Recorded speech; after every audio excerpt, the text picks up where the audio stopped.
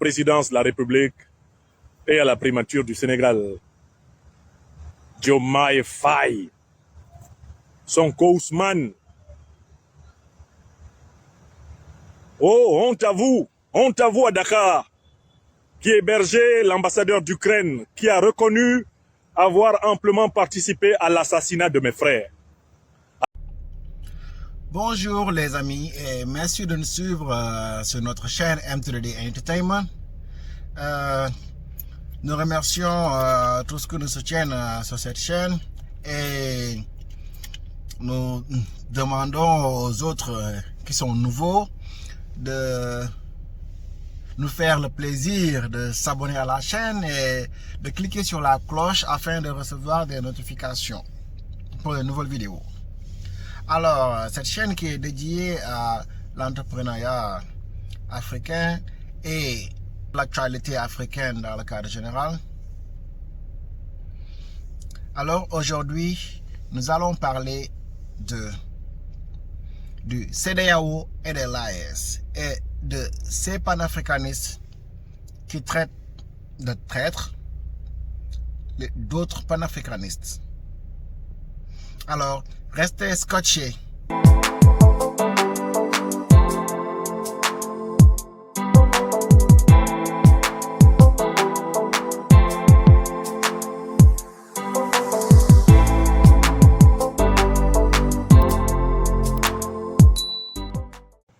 L'Afrique est confrontée à une guerre de recolonisation. Et voilà que Tikendia tire dans le dos de nos troupes et essaye de semer la confusion pour faire plaisir à son oncle Dodiéné, le satrape reptilien Alassane Dramane Ouattara venu de Sendou, pour troubler les Africains et renier notre belle terre burkinabé de Sendou pour troubler toute l'Afrique avant d'être bientôt dégagée. Oui, nous remettrons à Tikendia ses disques.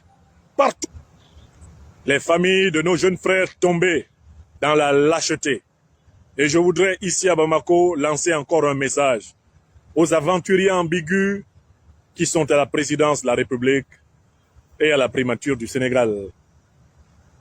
Diomaye Faye, Sonko Ousmane. Oh, honte à vous à Dakar, qui hébergeait l'ambassadeur d'Ukraine, qui a reconnu avoir amplement participé à l'assassinat de mes frères, à l'assassinat de mes fils, à l'assassinat de nos défenseurs, les grands soldats de la grande armée africaine du Mali, les FAMA. Honte à toi, Bassirou Diomaye Diakhar Faye. Honte à toi, Sonko Ousmane, qui hébergeait à Dakar l'ambassadeur d'Ukraine, qui a assumé l'assassinat de nos frères africains, défendant la forteresse de l'Afrique noire. Car, je le répète et je le redis, l'Alliance des États du Sahel constitue la muraille de l'Afrique noire. Si l'Alliance des États du Sahel s'effondre, tous les négro-africains devront quitter l'Afrique et s'accomplira le sinistre présage du raciste sud-africain Forster, qui avait dit que l'Afrique serait un paradis lorsque elle serait débarrassée des Africains. Honte à vous à Dakar et honte à vos derniers partisans sur les réseaux sociaux qui essayent de sauver vos visages lugubres, vos visages de Judas Iscariote confirmés. Honte à vous, Diomaye et Sonko, rasez les murs de la terre. Les Africains vous rendront votre trahison au centuple. Et à tous ceux qui vous défendent, il sera donné de voir votre amère désillusion sur cette terre des hommes. J'ai dit, je suis venu ici à Bamako, exhorter mes frères, mes sœurs maliens à redoubler d'efforts dans la communion, dans l'union sacrée, car les puissances coalisées par l'Alliance occidentale de l'OTAN veulent porter contre l'Alliance des États du Sahel la plus grave des estocades. Frères et sœurs maliens, il n'est pas possible qu'au moment où la plus grande menace se profile à l'horizon, au moment où les plus grandes attaques contre le Mali, le Burkina Faso et le Niger, forteresses de l'Afrique se préparent, il n'est pas tolérable que l'on entende des grincements de dents entre vous. Maliennes, Maliens, unissez-vous. Si ce n'est pas pour vous, faites-le pour l'Afrique. C'est écrit dans votre constitution que vous êtes prêts, Maliennes, Maliens, depuis plusieurs siècles. Vous êtes prêts à aider toute l'Afrique à se rassembler. Hier, je suis tombé sur une vidéo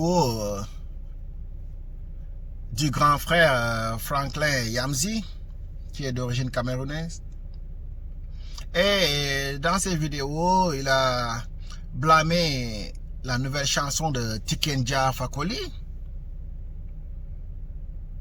Il en a plein droit, car les paroles de la chanson même, il n'a pas du tout été tendre avec les nouveaux régimes du Burkina et autres. Et après avoir fini, il dit honte au président sénégalais Diomaye Faye, honte à lui de ne pas se rallier à l'AES, et honte au premier ministre Ousmane Sonko. Mais il y a de ces paroles. Nous savons tous que vous êtes professeur de philosophie à Paris et tout. Mais il y a de ces paroles qui ne devraient pas sortir venant d'une personne de votre grandeur. Je vous suivais dans le temps. Les vidéos, les débats intéressants que vous avez eu à animer. Mais il y a des situations dans lesquelles il ne faut pas s'y fourrer le nez si vous n'êtes pas informé. Si vous essayez de danser plus vite que la musique, vous allez faire juste des mélanges de pachanga et autres, mais vous ne dansez pas en fait. Vous suivez votre propre rythme et cela vous amène très souvent à des faux jugements. Et vous entraînez d'autres qui ne s'y connaissent pas à juste vous applaudir, à dire oui, vous avez raison, oui, le panafricaniste. Parce qu'il n'est pas dit que tout le monde a cet esprit de raisonnement. Certains sont juste des suiveurs. Parce que je vous rappelle, quand M. Sonko a voulu combattre ce système, il a été d'abord, il travaillait pour la République. Il n'a jamais quitté son pays. Il est resté chez lui. Il a combattu un régime. Ça lui a coûté presque sa vie à celui de sa famille. Car certains menaçaient même d'aller brûler sa maison. Et il n'avait ni la police, ni la gendarmerie pour le protéger. Il était seul.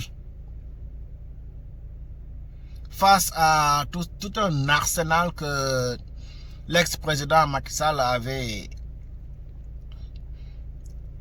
L'ex-président avait la justice sénégalaise, avec des juges, des procureurs qui signaient, qui faisaient tout ce qu'il leur demandait. Il avait des généraux de la gendarmerie qui exécutaient ses moindres faits et gestes. Des policiers, des hauts gradés. Ils étaient tous à sa disposition. Et beaucoup avaient pour mission d'éliminer Ousmane Sonko. Ils ont tout fait, l'accusant de tout et de n'importe quoi. Cela n'empêche, il est resté dans son pays, il a combattu. Jusqu'à aujourd'hui, il est devenu Premier ministre. Et son allié, son frère de combat, a été nommé président. Il est passé par la prison. Pendant des mois, il y est resté. Il a été bunkerisé chez lui. Et lui et sa famille ne pouvaient ni sortir ni aller nulle part. Et tout ça pour changer le système, jusqu'à ce qu'il soit élu. Pendant ce temps, vous, monsieur Franklin, vous qui vous dites panafricaniste, vous n'êtes pas resté chez vous. Car je vous rappelle que vous avez chez vous un président qui est, je ne sais pas s'il est élu ou pas, parce que quand il a été président, je n'étais pas né. Depuis 1982, Paul Biya est président du Cameroun. Cela veut dire que 3 générations presque, ils ne connaissent qu'un seul homme en tant que président.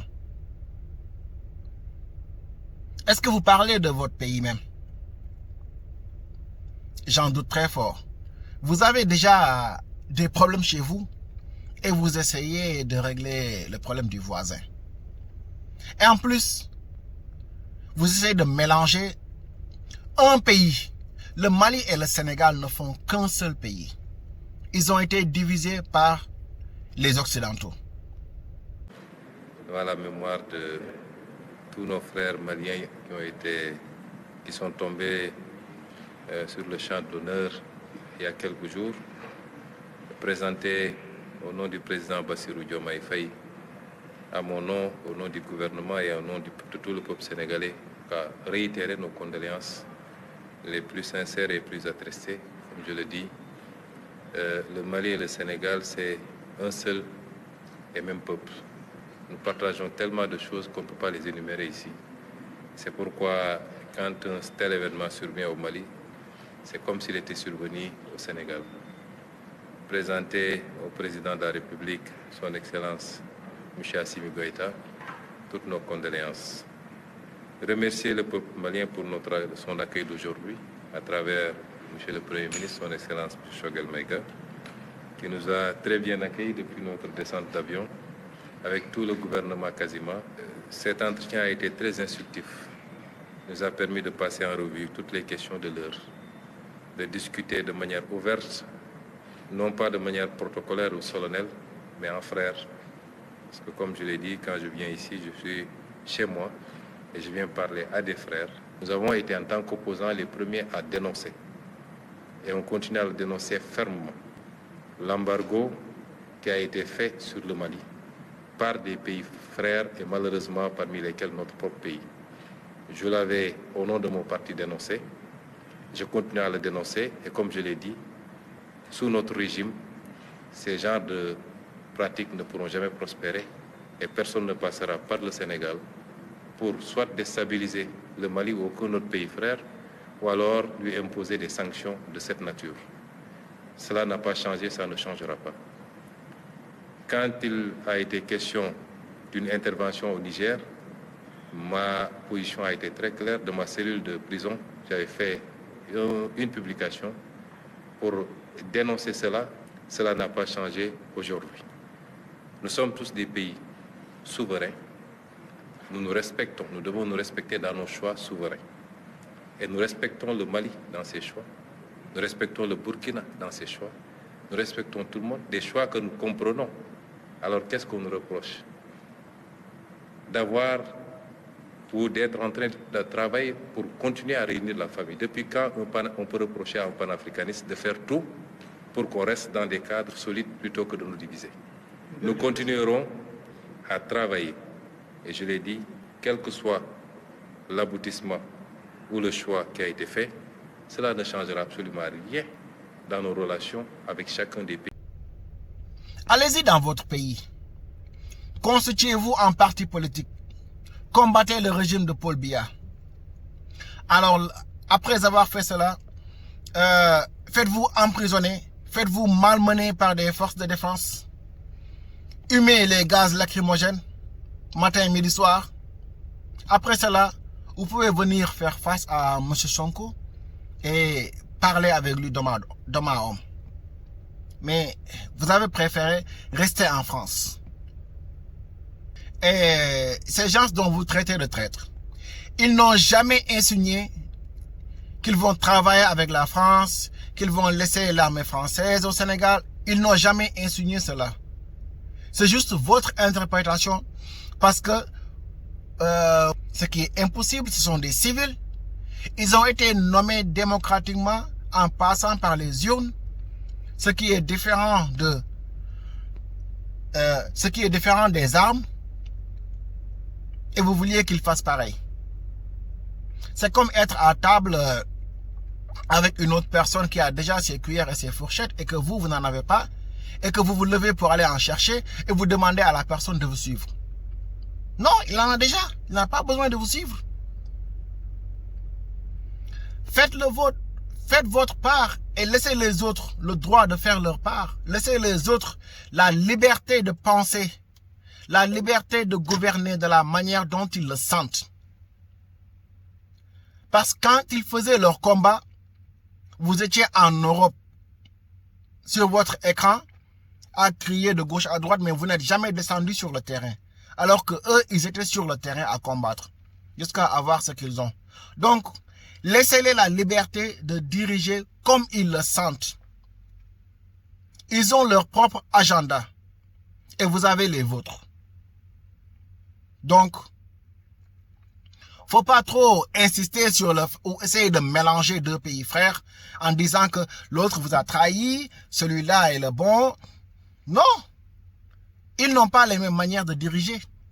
Ils n'ont pas pris le pays de la même manière. Et en plus, ils s'entendent très bien, leur population s'entend très bien. Vous venez de là où il y a une dictature, avec un président qui a presque 100 ans, et vous voulez mélanger d'autres pays. Ça ne marchera pas ici. Ça ne marchera pas. Je vous ai longtemps suivi. J'ai toujours été d'accord avec vos positions. Mais cette fois-ci, non. Arrêtez, arrêtez. Arrêtez de mélanger les gens. Arrêtez de mélanger. Lorsque M. Bassirou Diomaye Faye est allé au Mali, au Niger, ensuite au Burkina Faso, il a parlé avec ses homologues de manière à réunifier tous ces pays ensemble, ne pas quitter la maison familiale. Certes, c'est une maison qui est très sale, que nous appelons la CEDEAO, mais cela n'empêche, elle mérite d'être nettoyée. Et pour la nettoyer, il faut être dedans. Mais si certains décident d'en sortir, ok, bravo. Mais cela n'empêche, lui, son agenda, c'est de nettoyer la maison. Il va continuer, il va se battre pour nettoyer cette maison. D'ailleurs, vous avez vu les récentes sorties du député Guy Marius Sagna à l'Assemblée de la CEDEAO. Vous pensez qu'il y est parti seul? Il a été envoyé pour une politique de transparence et laver cette maison. Donc, laissez les gens la liberté de diriger comme bon les semble.